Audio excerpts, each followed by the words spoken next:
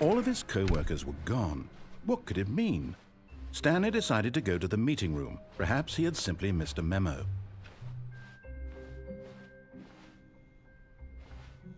Oh, good. You notice my sign. Yes, I have something very exciting to show you.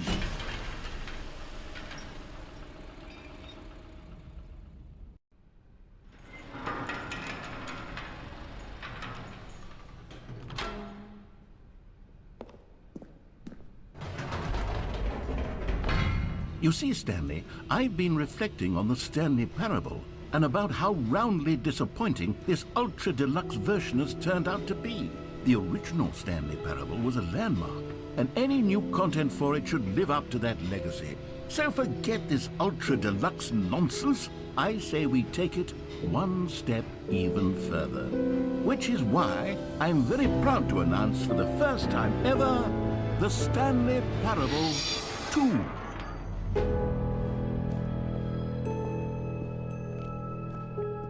Yes, you see, isn't this far superior to a measly re-release with a few minor additions? Think of all the new territory we'll cover with a fully fledged sequel. An entirely new experience, built from the ground up. Why, there are so many possibilities. It could go in so many different directions. This is what fans have truly been asking for. Now, to be clear, I haven't quite nailed down what exactly the Stanley Parable 2 is going to be, but let's take a look at some of the features I've been developing for it. I figure that if I can loosely organize a handful of interesting concepts, that surely the game will sort of naturally spring up around them. It'll all work itself out. Game development is much more of a fuzzy magic than anything such. Here we are. Go on, try out some of the new features.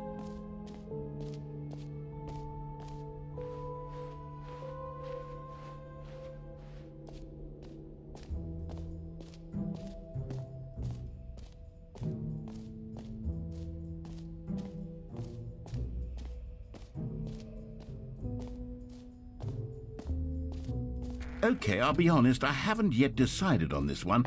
I think that in the new version, the office could use a bit of decoration, like balloons. But I'm undecided on Get Well Someday and Happy 12th Birthday. Which would you go with? You know, sometimes when you solicit another person's opinion, it makes you realize that you knew which one you actually really wanted all along. Get Well Someday it is.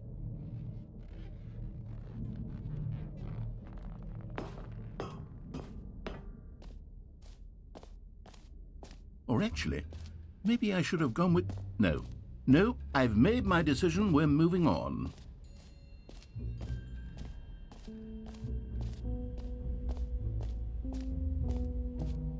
Stanley, here's an idea that I'm truly fond of. It's never been done before in a video game.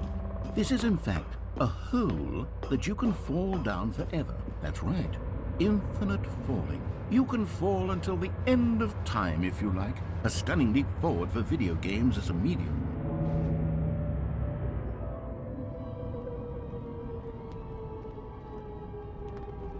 You see, isn't it wonderful? One of my more ingenious concoctions, if I do say so. Now then, since you've gotten to see the infinite hole, you can press the teleport button to pop back up to the top, and we can continue onward. Great! Now, I'm very excited to show you even more of my ideas for the sequel.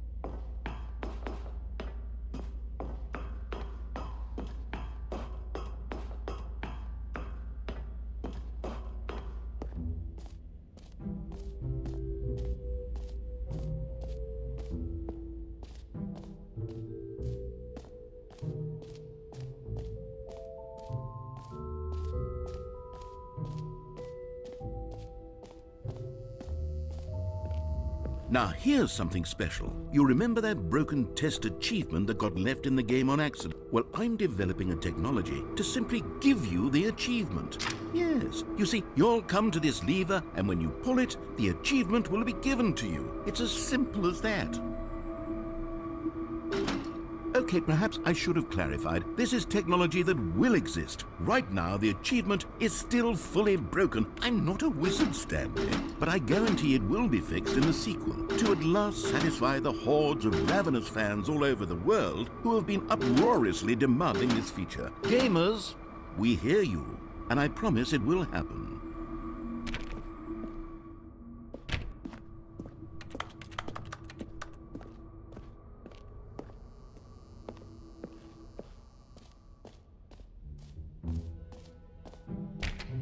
What else? What other exhibits haven't we seen yet?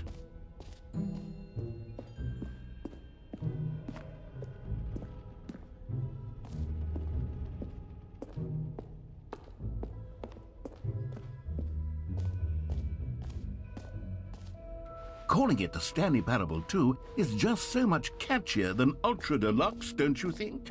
Ultra Deluxe? What does it even mean? But the Stanley Parable 2, now that's an artistic statement right there. It's future-oriented. It screams progress and innovation and long-term franchising potential. You know what? Let's bring the jump circle back for Stanley Parable 2 as well. It's a... Oh, wait. You already spent all your jumps the first time we saw the jump circle? Oh well. I suppose it can just be a nice decorative piece then.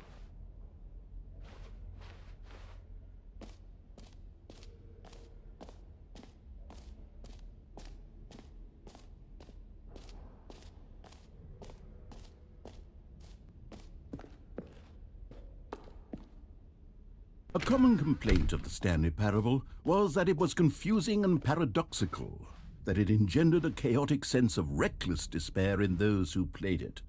Well, I am happy to say that after much consideration, I've engineered a clever solution to this fundamental problem with the game.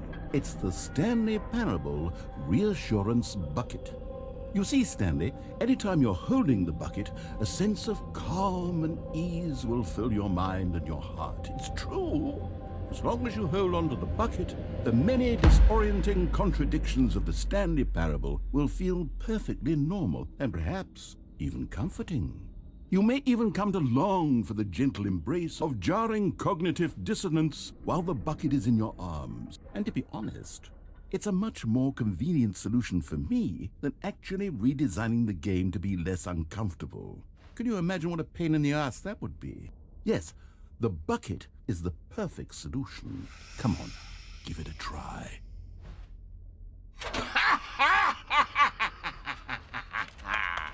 Can you feel it? The glow of comfort, even in the face of crushing despair, must already be sweeping through your body. And in fact, can I say that I do believe the bucket lends you an air of charisma as well? I think that just holding it has made you the slightest bit more attractive as a person. The benefits of the bucket seem to go on and on, don't they? All this and more await you in the Stanley Parable 2.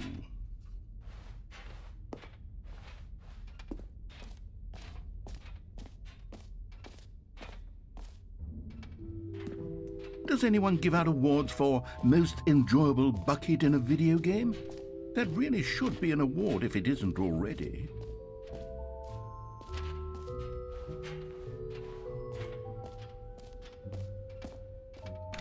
For the Stanley Parable 2, I asked myself, what do players really want?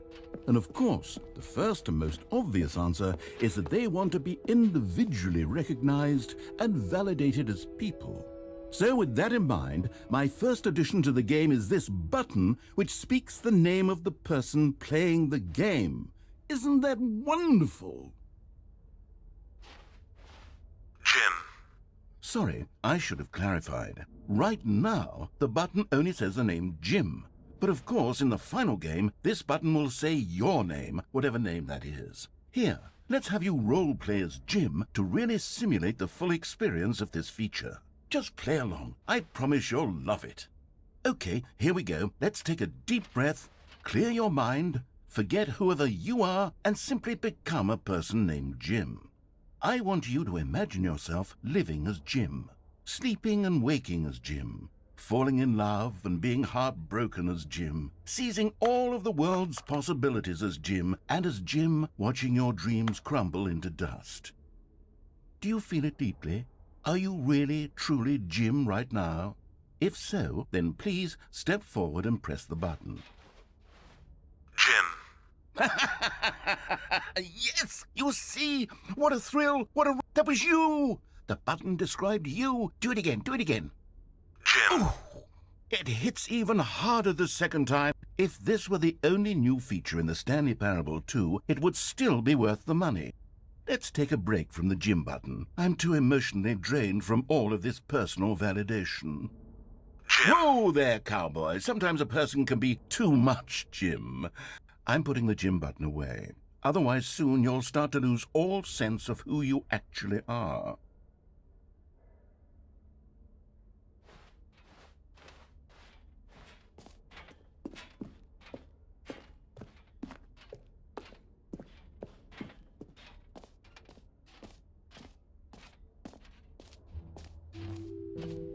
I suppose I could allow only people named Jim to play the Stanley Parable 2. That would actually save me the work of finishing this feature.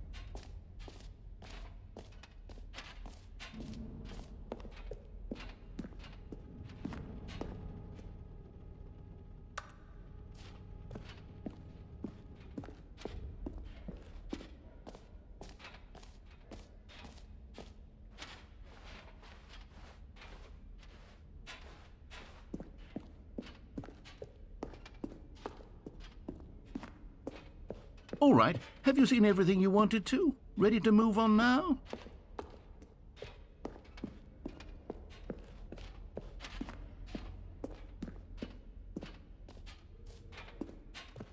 So, Stanley, what do you think? Do you like all of the new features? Yes, I know it's not exactly clear yet how exactly these features will come together as one single coherent video game, but I can feel it in my soul. It's going to work. There's definitely a good game in there somewhere. Say, let's do an experiment. I'll arrange these new features together, and we'll see whether or not it coheres into a meaningful gameplay experience. Okay. Are you ready? Here it is. I give you the Stanley Parable 2.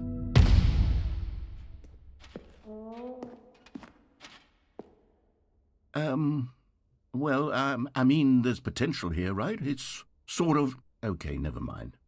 Hold on. Let me do a different arrangement. Okay, yes, this is much better. I feel good about this. Here we go. Version 2. Who am I kidding, Stanley? This isn't a coherent video game at all. It's a lot of gags. And I do very much enjoy creating gags, but they don't add up to anything. I wanted more than anything to create a sequel that would capture all the magic of the first game. I wanted fans to love it. No matter how good these gags are, they won't stand on their own. They would need the structure and the gameplay of the original. Wait, maybe that's it. I can take the original Stanley Parable and simply, well, insert a few of my new features into it. Tastefully, of course. With respect. With care for the vision and integrity of the original game. Would it possibly work? I suppose it could. But it would need a really, really tremendous title screen. A title screen that says with bold and uncompromising conviction, "This is the Stanley Parable 2. Let me see if I can whip something up. All right, perfect. Go ahead. Take a look.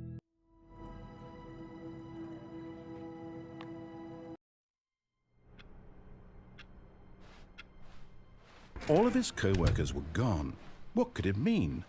Stanley decided to go to the meeting room. Perhaps he had simply missed a memo. Stanley picked up the bucket.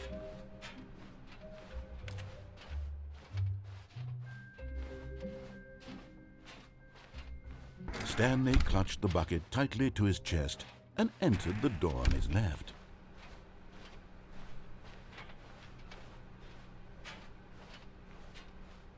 Still no one was here. Stanley needed the bucket's warmth and comfort now more than ever. Perhaps his boss's office was where he'd find answers. Coming to a staircase, Stanley and the bucket walked upstairs to the boss's office.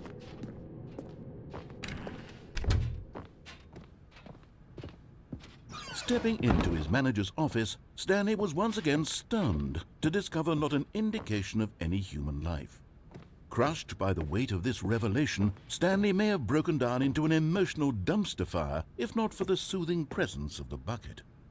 Even now, in his darkest of hours, did the bucket's warmth and guiding light pierce the dark clouds of confusion and chaos. It would be with him always. The bucket would, and he knew it. The two of them were inseparable. At this point, Stanley was so absorbed in the tender spiritual connection he shared with the bucket that he didn't notice the keypad behind the boss's desk. Nor in his bliss of simply being near the bucket did he have any notion that the PIN number for the keypad was 2845. But Stanley guessed the correct code by sheer luck. Was it that the bucket knew all along? Was the bucket guiding him? Yes, this is certainly the most logical explanation.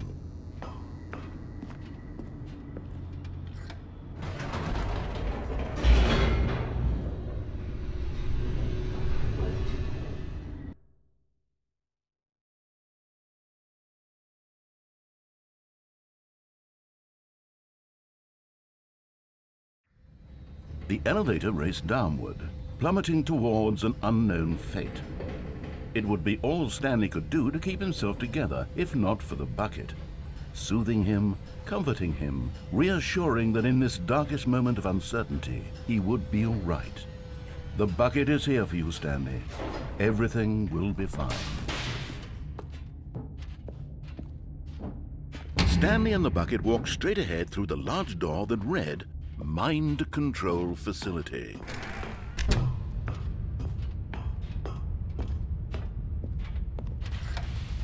The lights rose on an enormous room packed with television screens. What horrible secret did this place hold? Stanley and the bucket both wondered to themselves.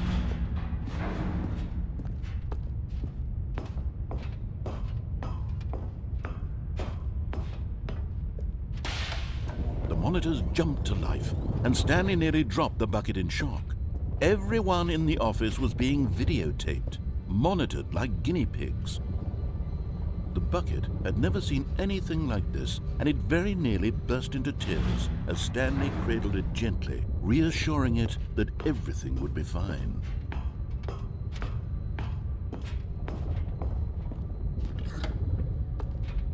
Was the bucket under the mind control facility's influence as well? Had the bucket been told to do things it didn't wish to do? What kinds of things does a bucket want to do or not want to do in the first place? These questions raced furiously in Stanley's feeble mind. No! He screamed into the bucket. He couldn't accept it. His own life in someone else's control, never! He squeezed the bucket tighter. His one friend in the entire world. At this point, he could trust no one except for the bucket.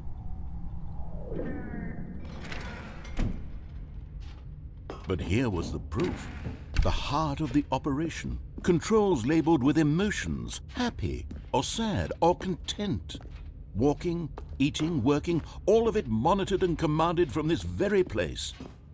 And as the cold reality of his past began to sink in, Stanley decided that this machinery would never again exert its terrible power over another human life.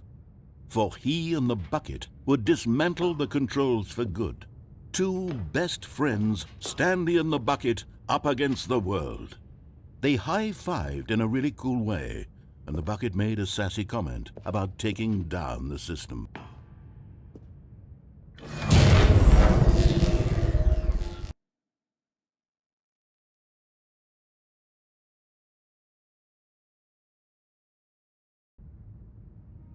Stanley and the bucket waited in blackness. Was it over? Yes, they had done it. Stanley and the bucket had defeated their greatest and darkest enemy, freed themselves from the tyrannical grip of the evil mind control machine. Freedom was now mere moments away. Excitedly, the two of them began to discuss the kind of life they wanted to live once they stepped through this massive door. The bucket wanted to learn to roller skate. Stanley wanted to sneeze in every country on Earth. Both of them wanted to begin watching a movie, any movie, but then stop it halfway through and begin watching it in reverse from the end. True, it was a simple life they envisioned, but it was one they'd lived together, with one another to lean on, to trust, to support. What? Wait. What was happening? Why had the door stopped? Was Stanley and the bucket not about to be freed? An unbearable silence filled the room, lingering in uncertainty. Until finally the truth hit Stanley square in the face. This building did not want the bucket to leave. Even the facility itself recognized the incredible calming presence of the bucket, needed the soothing warmth of the bucket, would go to any lengths not to part with the bucket. No. Stanley can't leave this place, not while he has such a precious bucket in his arms, not while this building has anything to say about it. Stanley realized he would never again leave this very room, but at least he has the bucket. To be trapped eternally in darkness isn't really so bad, Stanley thought to himself. As long as I have my bucket with me, right? I'll be okay, won't I? Stanley gulped.